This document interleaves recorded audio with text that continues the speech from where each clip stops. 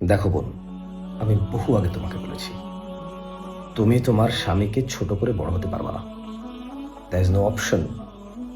ধরো এই যে স্ত্রী, তুমি যদি তাকে ছোট করো, তাহলে ওই ছোট মানুষটার স্ত্রী তো তুমি, যে কিনা কাপুরুষ, যার স্ত্রী তাকে যেখানে সেখানে তুচ্ছ করে।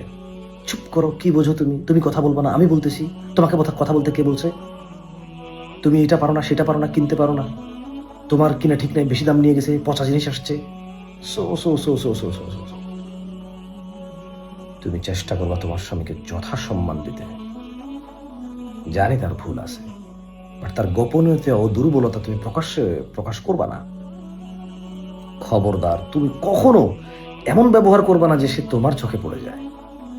তাইলে ওই নিচ পড়ে যাওয়া কাপুরুষটা আর যাই করুক, কোনো পরিবারকে সুখে রাখতে পারবে না, সক্ষম হবে না, কারণ সে নিজের সুখী তো নাই।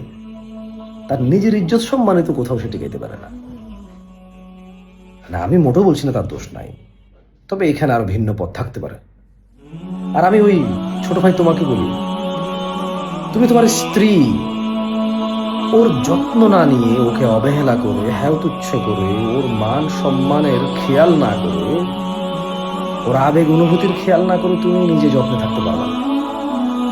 আল্লাহ সুবহানাহু ওয়া তাআলা ওকে বানাইছে তোমার শান্তির জন্য। তুমি যদি এইটাকে বাদ দিয়ে অন্য কোথাও শান্তি খোঁজো, তুমি শান্তি পাবা না।